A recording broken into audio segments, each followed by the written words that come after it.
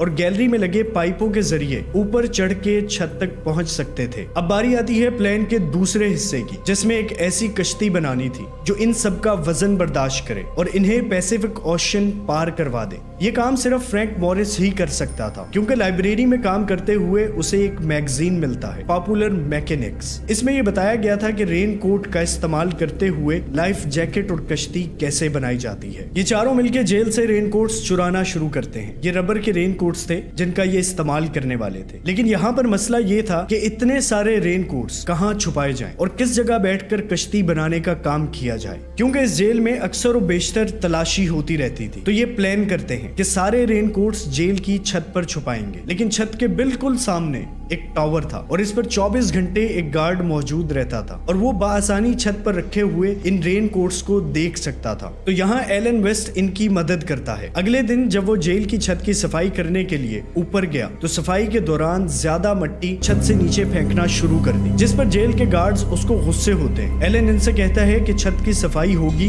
तो मिट्टी तो नीचे गिरेगी, लेकिन अगर वो ऊपर एक कपड़ा लगवा दे तो ये मिट्टी नीचे नहीं गिरेगी। जब ये बात जेल की अथॉरिटीज तक पहुंची तो वो इजाजत देते हैं इस जगह पर पर्दा लगाने के लिए। इनको जगह मिल चुकी थी, लेकिन कश्ती बनाने के लिए इन्हें रात को जेल की छत पर जाकर काम करना था। जेल में सिक्योरिटी बहुत ज्यादा सख्त थी और अगर ये थोड़ी सी देर के लिए भी अपने सेल से गायब होते तो जेल के गार्ड्स को फौरन पता लग जाता। अब आता है इनके प्लान का तीसरा और आखिरी हिस्सा, यानी इन्हें अपने जैसी शक्ल के 3 चेहरे बनाने थे। इसके लिए जमा करते हैं साबुन, टूथपेस्ट, मिट्टी और टॉयलेट पेपर वगैरह। इस मटेरियल को इस्तेमाल करते हुए ये बड़ी ही महारत से 4 चेहरे बना लेते हैं। जेल में जो कैदी पेंटिंग करते थे, इनसे अपनी स्किन कलर जैसे पेंट लिए और अपने बनाए हुए चेहरों को रंग दिया। देखने में ये हूबहू असली इंसानी चेहरे लगते थे, लेकिन इनमें अभी भी एक चीज मिसिंग थी, पुतलों के सर पर लगाने के लिए बाल।